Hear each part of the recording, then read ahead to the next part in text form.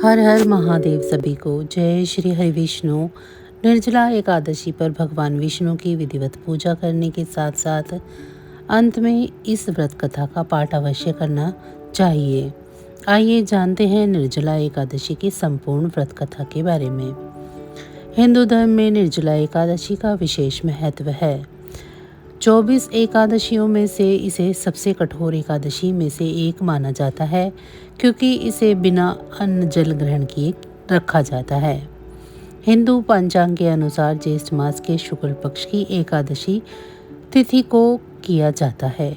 इसे भीमसेनी एकादशी भी कहते हैं। हिंदू धर्म में इस व्रत का धार्मिक महत्व ही नहीं है, बल्कि शरीर और मानसिक स्वास्थ्य के लिए भी काफ़ी लाभकारी माना जाता है। इस दिन भगवान विष्णु की विधिवत पूजा करने से के साथ साथ निर्जला व्रत रखने का विधान है।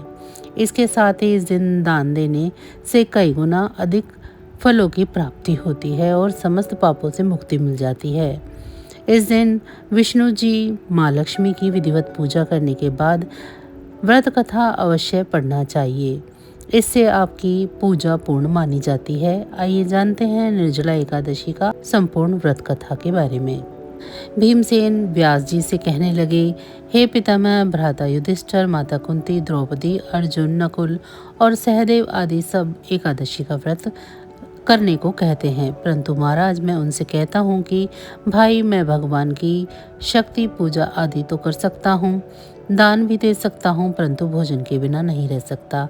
इस पर व्यास जी कहने लगे कि हे भीमसेन, यदि तुम नरक को बुरा और स्वर्ग को अच्छा समझते हो तो प्रतिमास की दोनों एकादशियों का व्रत किया करो और इस दिन अन्न मत खाया करो। भीमसेन कहने लगे कि हे पितामह, मैं तो पहले ही कह चुका हूँ कि मैं भूख सहन नहीं कर सकता। यदि वर्ष भर में कोई एक ही व्रत हो तो मैं रख सकता हूँ, क्योंकि मेरे पेट में वक्र नाम वाली अग्नि है जो मैं भोजन किए बिना नहीं रह सकता। भोजन करने से वह शांत रहती है, इसीलिए मेरा उपवास तो क्या, एक समय भी बिना भोजन किए रहना कठिन है।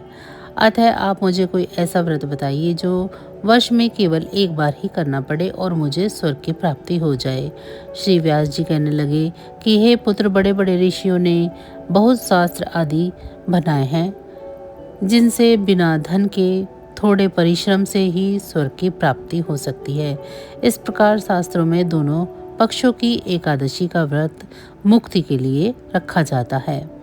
व्यास जी के वचन सुनकर भीमसेन नरक में जाने के नाम से भयभीत हो गए और कांप कर कहने लगे कि अब क्या करूं? मास में 2 व्रत तो मैं नहीं कर सकता, हाँ वर्ष में एक व्रत करने का प्रयत्न अवश्य कर सकता हूँ। अतः वर्ष में एक दिन व्रत करने से यदि मेरी मुक्ति हो जाए तो ऐसा कोई व्रत बतलाइए। यह सुनकर व्यास जी कहने लगे कि वृषभ और मिथुन की संक्रांति के बीच ज्येष्ठ मास के शुक्ल पक्ष की जो एकादशी आती है उसका नाम निर्जला एकादशी है। तुम उस एकादशी का व्रत करो। इस एकादशी के व्रत में स्नान और आचमन के सिवा जल वर्जित है।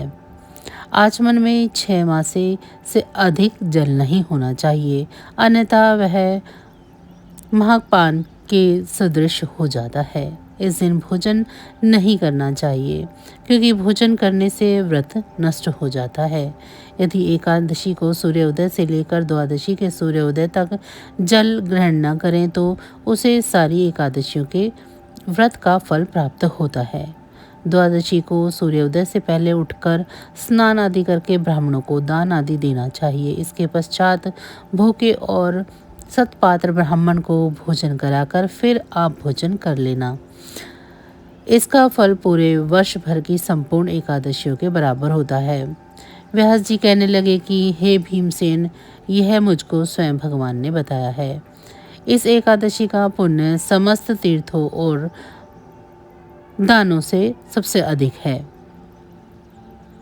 केवल एक दिन मनुष्य निर्जला रहकर पापों से मुक्त हो जाता है। जो मनुष्य निर्जला एकादशी का व्रत करते हैं उनकी मृत्यु के समय यमदूत आकर उन्हें नहीं घेरते, वरन भगवान के पार्षद उन्हें पुष्पक विमान में बिठाकर स्वर्ग की ओर ले जाते हैं।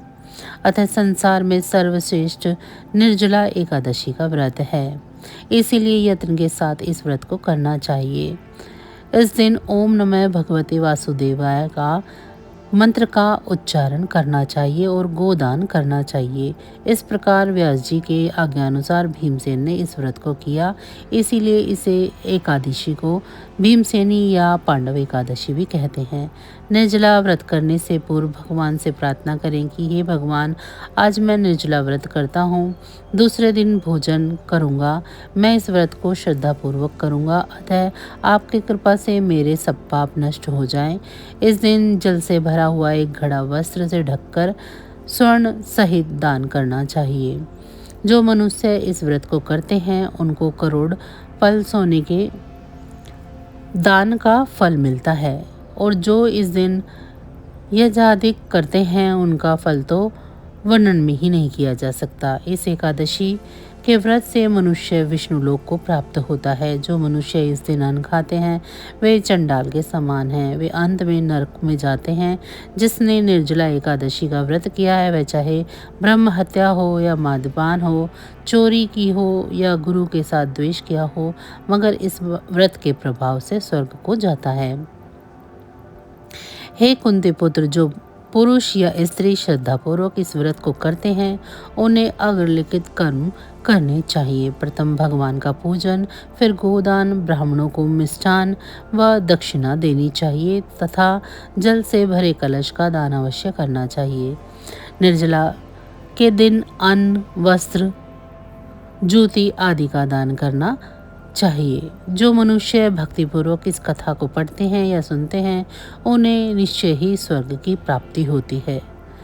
तो बस आज की जानकारी इतनी ही थी। फिर मिलेंगे हम आपको ऐसी ही किसी अन्य कथा के साथ। तब तक अगर आप सभी को हमारी ये कथा अच्छी लगी है तो वीडियो को लाइक करें। चैनल को अभी तक सब्सक्राइब नहीं किया है तो ऐसी ही और वीडियो के लिए चैनल को सब्सक्राइब कर लें और कमेंट बॉक्स में जय श्री हरि विष्णु ज़रूर लिखें।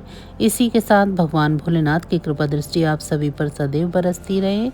आप सभी का बहुत बहुत धन्यवाद। नमः शिवाय।